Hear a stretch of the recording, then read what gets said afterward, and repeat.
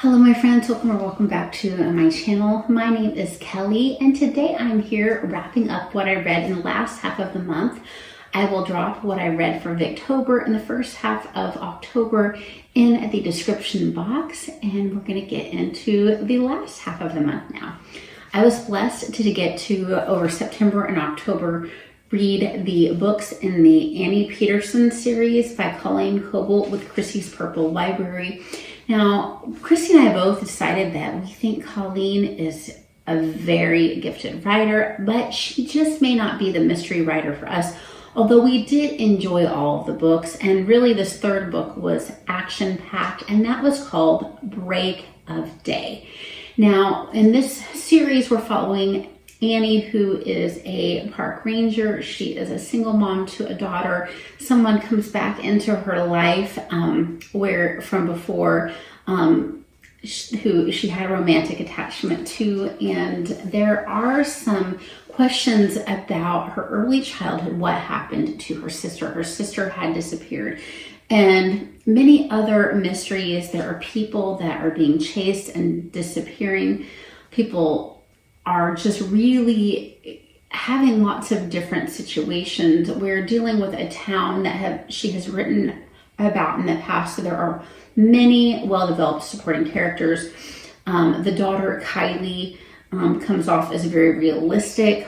So Annie definitely has had a lot of loss, and it deals with that in a great way. It just didn't seem to be our type of mystery for some reason, as far as the ones that will gravitate towards to again and again. That doesn't mean that we did not enjoy them, and we certainly enjoyed reading them together.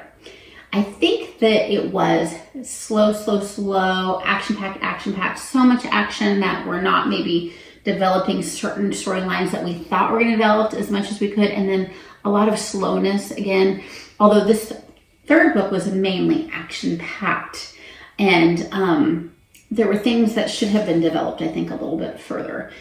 Then these next two reads were actually because I checked a couple of books out on my Kindle from Libby or Hoopla, because at first, the very first book in the Annie Peterson series, Chrissy was not sure she wanted to continue. She's like, should we look at reading something else? There had been a pile of books she sent to me that she'd wanted to get to. One of them was her Premonition at Wither's Farm, and I checked that out. And so this is by Jamie Jo Wright. Jamie Jo Wright, I have not disliked a book of hers yet, but I was concerned that this book was not going to have the, so Jamie Jo Wright writes suspense, slight thriller feel, suspense with romance. I said suspense twice, but they're very, they get dark enough to be a little goth, but not too dark. So I really like that and appreciate that about her books. This one I was concerned because I do not uphold something like telling people's fortunes as something that a Christian can do. And there was a lot of that in the story. So we have a young lady who is, she lives in an area where there's a lot of farmland, and she does apothecary type, herbalist type stuff. There's a local doctor who scoffs at her, and there is a death on Wither's Farm, and she is called to come in and do a cleanup on this. Then we have more present day, where a couple who have had a lot of, like they're not fighting, but they're not close to their marriage anymore. They move to Wither's Farm, and they find actually a body nearby. And there are also a lot of weirdness on the farm. So we've got the past and we've got the present. Ultimately, it ends up glorifying God. I was afraid that they were going to glorify, telling people's fortunes in the story and talking to dead people. But that ended up not being the case. I think it's important for you to understand that if you're a Christian who kind of holds my belief that the Lord's the only one who should be able to give you insight on your future. So, good book. Really enjoyed it. Next, I read The Whispers of the Bayou by Mindy Starns Clark. And man, am I glad Chrissy had this on her pod, because I really enjoyed it. So we've got a lady who she's an art restoration. She is also in kind of a marriage that there's not the closeness there should be. There's a daughter. This girl that does the art restoration, works a little bit too much, doesn't quite spend enough time connecting with her family. And she gets word. Her aunt raised her. Her mother had died when she was a child, and her grandparents had allowed her aunt to take her away. Her father really doesn't have anything to do with her. But that the caretaker of land that her grandparents have left to her have said that they wanted her to have it, not either of her uncle or her dad. And they're dead. And the caretaker wants to talk to her before he dies. And there is a secret society stuff and all sorts of interesting art things going on, and lots of questions on who you can trust. You end up in New Orleans learning about this mysterious place where the mother has passed away. So it was very interesting, and it was really, and again, this was another Christian mystery. All the mysteries I ended up reading were Christian mysteries this month. This was a really it pointed to Christ. It was really enjoyable. All right, so thank you, Chrissy, for having those on your TBR, because I was like, I checked these out. I might as well read them. So I love the way Bradbury uses words in a sentence, guys. I read Something Wicked This Way Comes. Now, this is like a dark fantasy novel. If you've read Dandelion Wine and Farewell Summer, these are different children in this book, but we are in Greentown. I would say Dandelion Wine out of the 3 books is definitely my favorite. Farewell Summer was well written, but it didn't have the feeling of hope and nostalgia that Dandelion Wine had, and I really actually think I like Something Wicked This Way Comes second best. Dandelion Wine is up there, and then just under it is Something Wicked This Way Comes. It is creepy without being horror. We have 2 young boys. They're excited about a carnival coming to town. One of the boys is Will, one of the boys is Jim. Jim's father is not in the picture.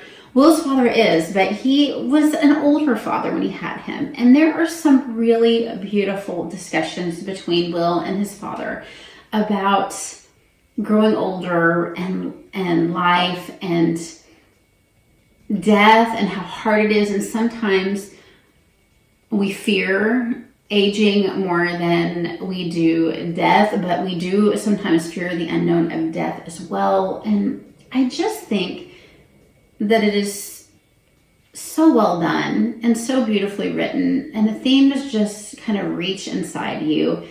But really, my favorite parts of the book are the discussions with Will and his father and their connection. It's beautiful. It is creepy. If you cannot handle creepy, bordering scary, I would not say it's a scary book. Then you may not want to pick it up. All right, now, it took us a long time to get through this book. We listened to it as a family, and that is The Neverending Story by Michael Ende. And we have, a lot of you I know have probably seen the movie, and I saw the film first too as a child. We have a little boy in our world who is thought of as kind of overweight and slow and unimpressive. He lives with his dad. His dad really loves him. He's bullied.